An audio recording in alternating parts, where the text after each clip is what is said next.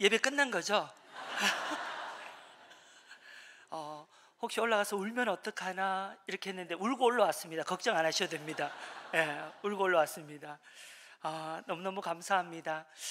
오늘 말씀을 준비하면서 웃어야 된다, 웃어야 된다 이 마음을 가지고 말씀을 준비했었는데 제 삶을 잠시 나누고 또 이제 개척하면서 주신 은혜를 이 밤에 함께 나누며 또 우리 사랑하는 성도님들에게 함께 기도를 요청하고자 합니다. 제가 중학교 1학년 때 예수님을 만나고 또한 이제 이 길을 걸어가겠다라고 기도하면서 지금까지 달려왔습니다. 그래서 고등학교 진학하고 또 대학교를 바로 신학교에 이제 입학하면서 신학교에서 군대 가기 전에 교사였지만 또 이제 교육전사님으로 이렇게 섬길 수 있는 그런 상황 속에서 섬기다가 군대를 갔습니다. 그리고 군대 전역하고 일주일도 채 되지 않았을 때에, 며칠 지났을 때에 군대에서 군목 목사님이 전화가 왔었습니다. 영창아 뭐하니? 그래서 네, 조금 쉬었다가 알바하고 복학하려고 합니다 라고 말씀을 드렸더니 사역지가 있다, 그러니 다 얘기해놨으니까 가서 면접 한번 보라는 겁니다. 혹시 지역이 어디예요? 그러니까 포항이라는 겁니다. 포항이요? 포항, 제가 포항에서 군생활했기 때문에 어느 지역은 우리 남자분들이 얘기하는 것처럼 다시는 내가 이 지역을 오지 않으리라, 그런 거 있잖아요. 그래서 포항 어디예요? 이러니까 오천이라는 거예요. 오천?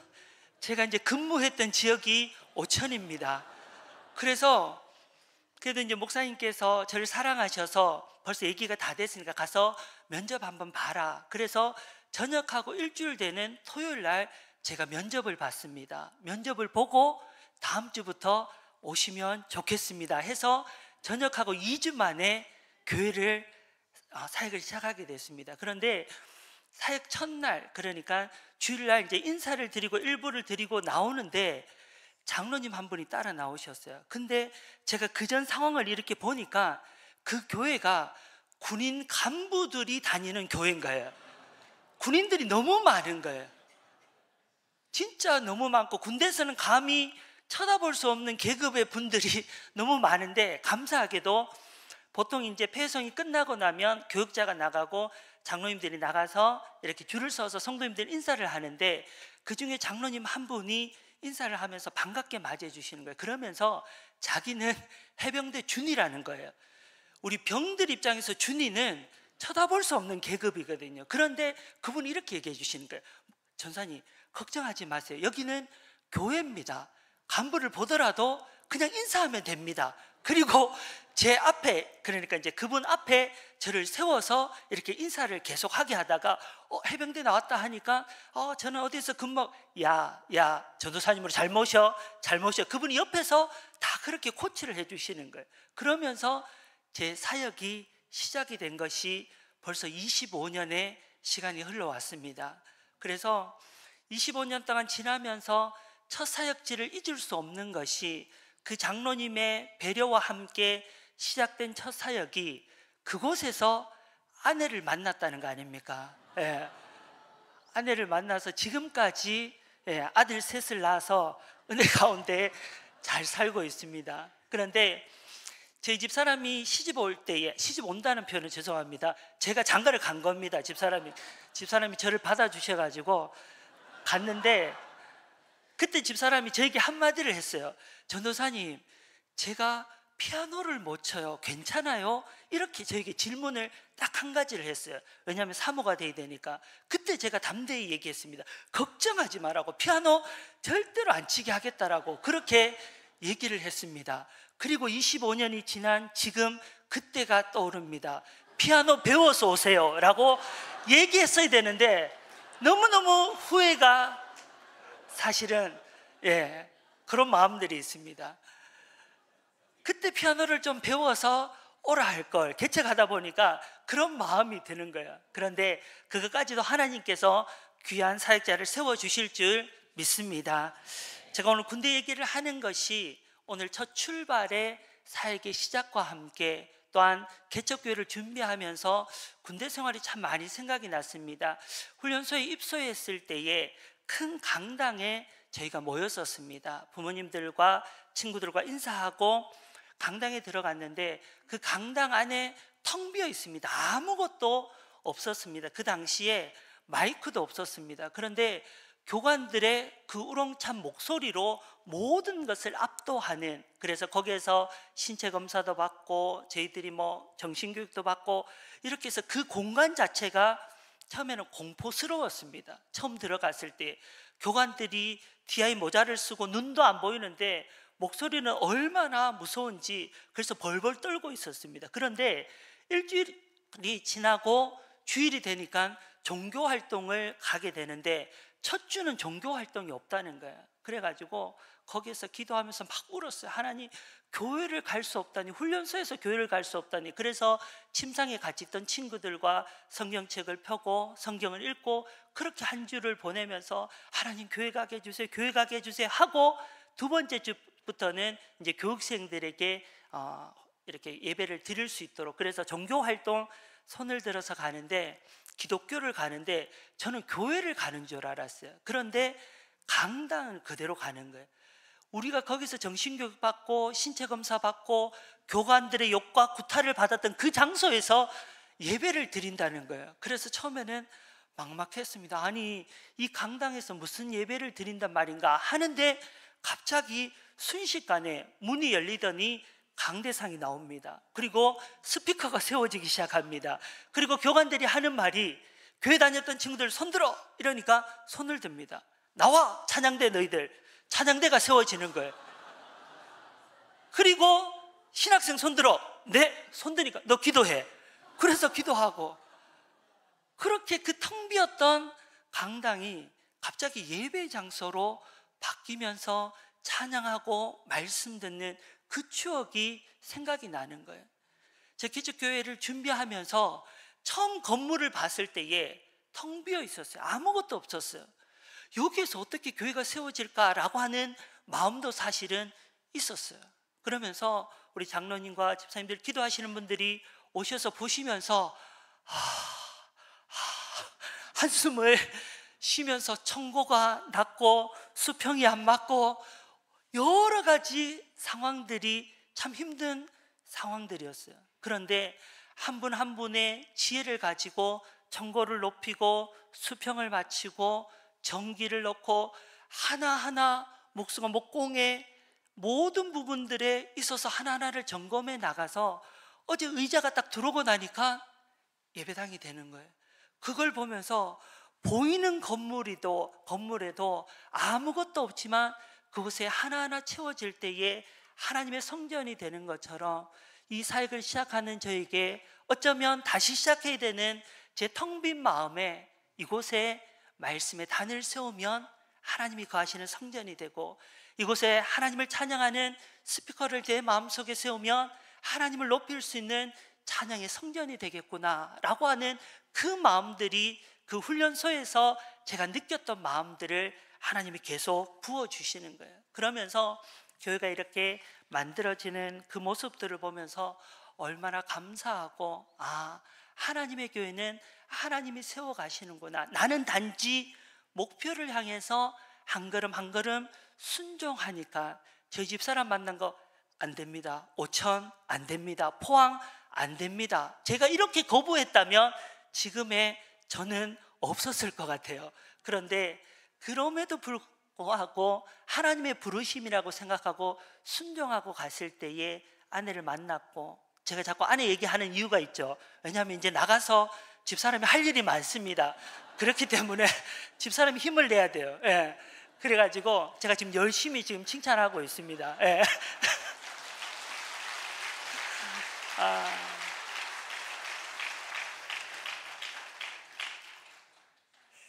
제가 교회를 섬기면서 보통 이제 3년에서 5년 정도를 사역하고, 부교육자이기 때문에 열심히 교회를 이렇게 이제 섬기면서 배우는 것이 부교육자의 나름대로의 특권이자 또한 그것이 의무다 생각하고 3년에서 5년 사이에 교회를 계속 이렇게 사역지를 받고 왔었습니다. 그런데 우리 교회 와서 벌써 제가 만 10년 차를, 9년이 지난 10년 차를 지금 보내고 있는 것을 보면서 기적이다. 이렇게 오랜 시간을 한 교회를 섬길 수 있다는 것이 참 감사하다라는 생각이 들면서 교구나 제가 여러 가지 섬겼던 섬김의 시간들을 쭉 돌아보게 됐습니다. 그러면서 이 돌아본 시간들이 때로는 에너지나 제 힘이 너무 소비되고 낭비되고 에너지가 방전된다라고 생각하는 부족한 생각들이 없지 않아 있었습니다. 그런데 시간 또 이제 사임 설교를 준비하면서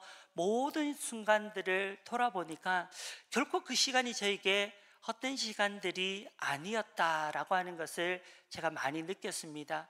무엇보다 교구를 섬기면서 참 좋았습니다. 정말 제가 부임해서 함께 신방하고 함께 교제했던 그런 분들이 제가 10년 동안 있으면서 기도해 주셨고, 어떤 9년차, 8년차 시간들이 지나면서 관계 속에서 멀리 떨어져 있지만 기도하고 응원해 주시는 우리 교구 가족들, 특히 제가 이제 교구를 섬기면서 기억 남는 것이 한 학기를 이렇게 이제 보내는데 장례가 한 20건 정도가 났었어요. 정말 많이 났었어요. 정말 이렇게 많이 날 수 있을까 싶을 정도로 많이 났었는데 한 주에도 몇 건이 겹치기도 하고 했었습니다. 그때 이제 교구 우리 장로님들께서 열심히 도와주시고 기도하셨는데 이제 출근하시는 분도 계시고 이러다 보니까 교구를 섬기는 가운데 새벽에 발인해야 될 때에 기도할 분이 장로님들이 꼭 하셨으면 좋겠는데 할 때마다 제가 마지막에 전화를 거는 분이 있었어요. 바로 최재인 장로님께 전화를 걸었어요. 그러면 장로님이 출근하시기 전에 예 해서, 그래서 저희 교구에서 장례 기도 담당 장로님으로 저희가 세웠던, 그 정도로 교구의 장례가 많이 나면서 교구 장례를 보면서 제가 참 많은 것을 깨달았습니다.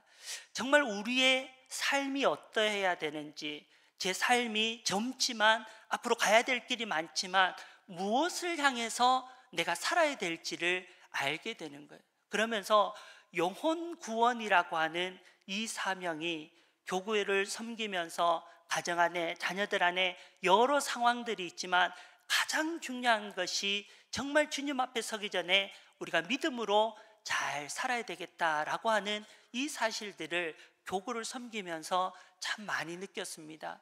그러면서 제가 이렇게 개척으로 나가고자 하나님 앞에 기도하고 다시 한번 결단했던 계기가 또 있었다면 바로 전도대를 하면서 제가 그런 결심이 있었습니다.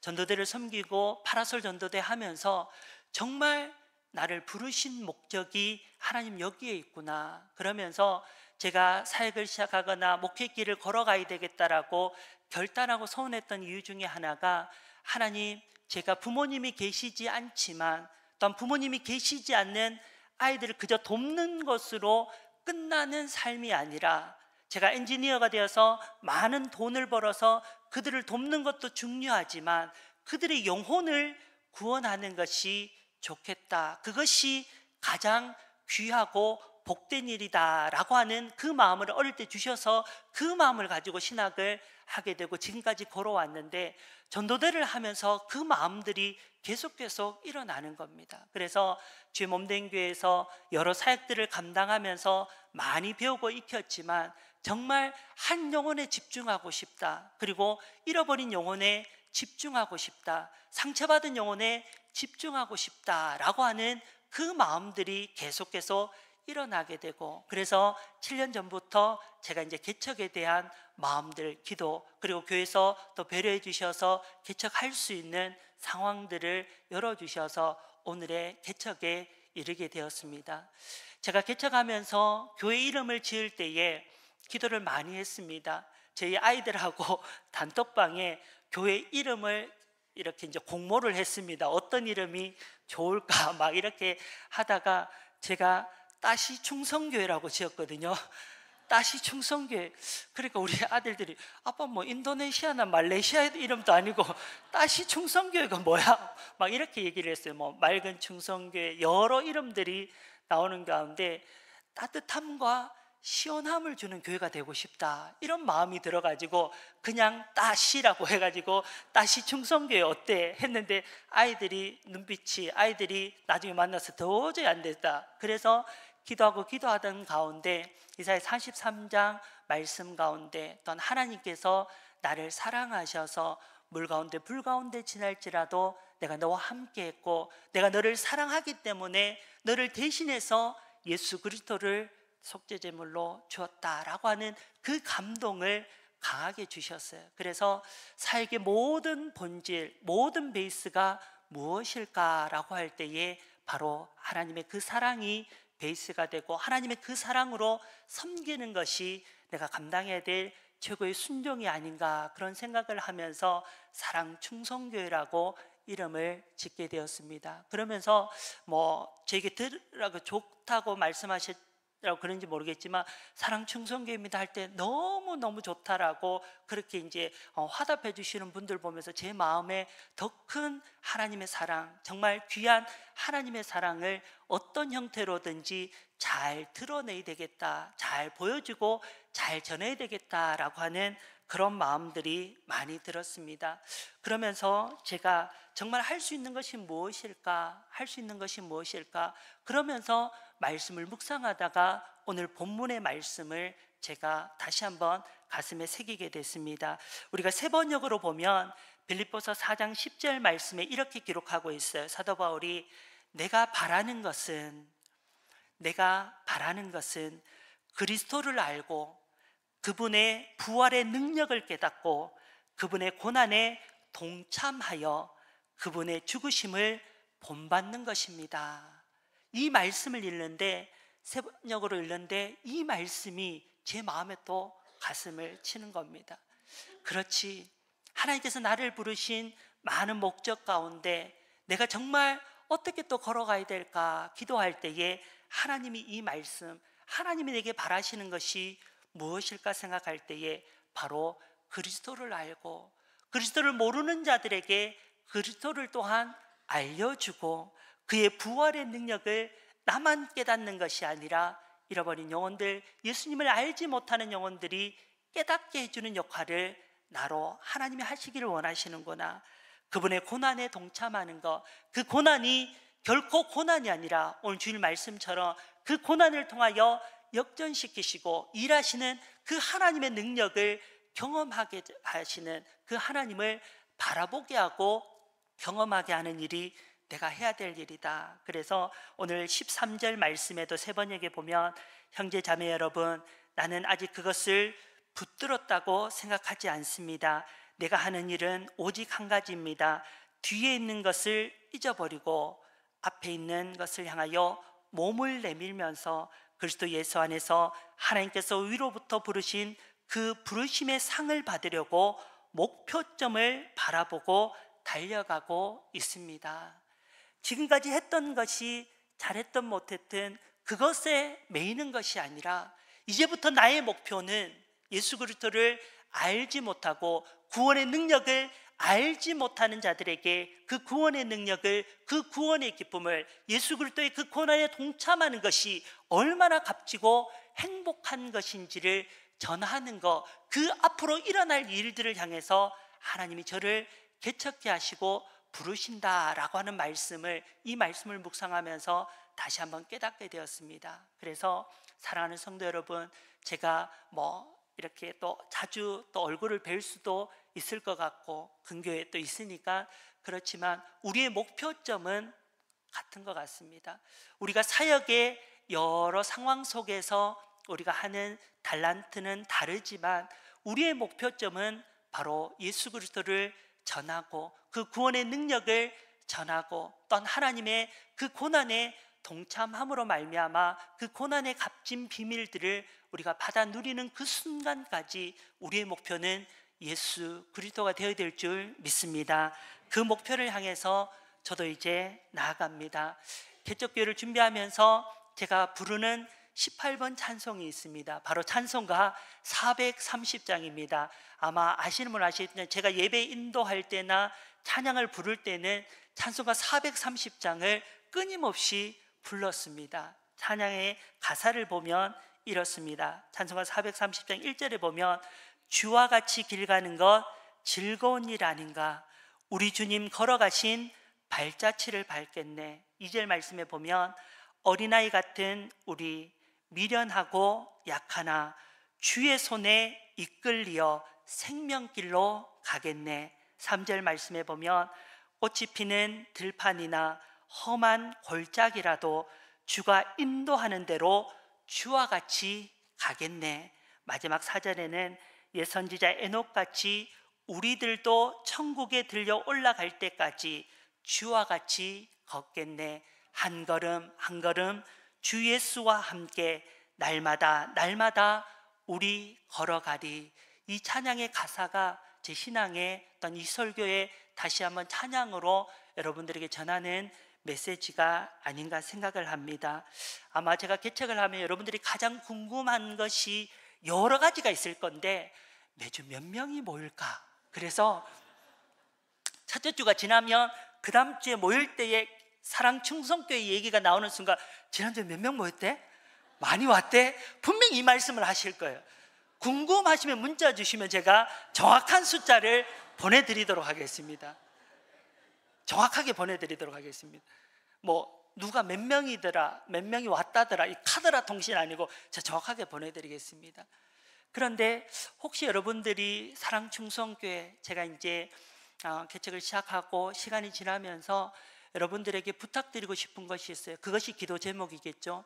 저희 집에 가훈이라면 가훈이 기본에 충실하자. 그리고 제 좌우명이라고 하면 속도도 중요하지만 방향이 더 중요합니다. 그래서 사랑충성교회를 섬기는 김영창 목사와 우리 교회가 어쩌면 기본에 충실하지 않는다라고 들려지게 되면 여러분들 기도해 주시기 바랍니다. 그리고 여러분들 문자도 좋고 오셔서 목사님, 하나님이 부르신 부름의 표대를 향해서 마지막 고별 설교 때 하셨던 그 표대를 향해서 달려가고 있는지 과감하게 일침을 놓아주셔도 됩니다. 그리고 더 나아가서 여러분들이 보실 때에 방향이 올바르지 않다고 들려지고 느껴지면 여러분들 기도해 주시기 바랍니다.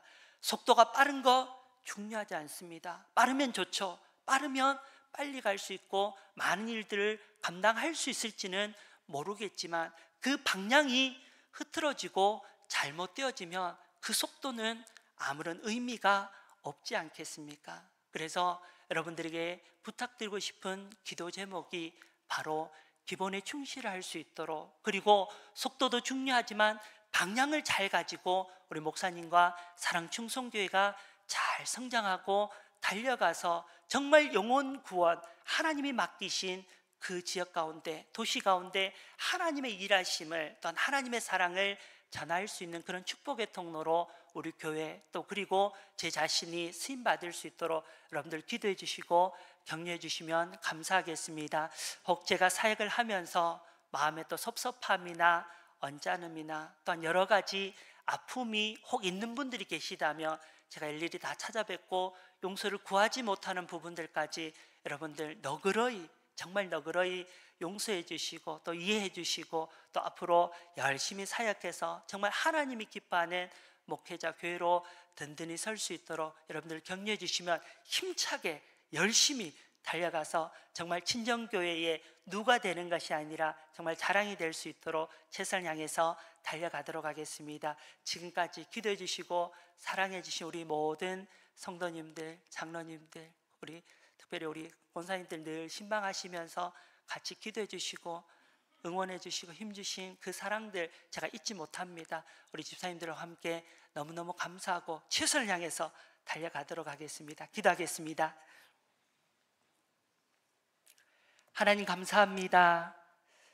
지난 시간을 돌아볼 때에 일거수일투족이 하나님의 은혜였음을 기억하고 부족하지만 하나님께서 붙드시고 사용하여 주셔서 주의를 감당케 하시니 감사합니다. 혹 부족한 종을 통하여 하나님의 영광이 가려진 부분들이 있다면 주님 용서하여 주시고, 사랑하는 성도들의 마음속에 아픔이 있었다면 하나님 찾아가셔서 위로하여 주시고 회복시켜 주셔서 하나님의 뜻 가운데 목표를 향해서 달려가기에 부족함이 없는 성도들 될 수 있도록 주님 은혜 다하여 주시옵소서. 주님 앞에서 또한 삶의 자리에서 만날 때에 주님 주시는 사명의 목표를 향해서 한 걸음 한 걸음 달려갈 때 서로를 위로하고 격려하며 세워갈 수 있는 아름다운 기도의 동력과 용교가 있도록 주께서 은혜 다하여 주시옵소서. 사랑하는 성도님들을 복의 복을 다하여 주실 때에 하나님의 사랑으로 하나님의 크신 팔과 권능의 손으로 붙드시고 안으셔서 날마다 승리의 삶이 될 수 있도록 가정과 생업 위에 하나님 특별히 사랑하는 자녀손들의 그 삶 가운데 하나님의 놀라운 은혜의 복으로 날마다 역사하여 주시옵소서. 감사드리며 예수님의 이름으로 기도드립니다. 아멘.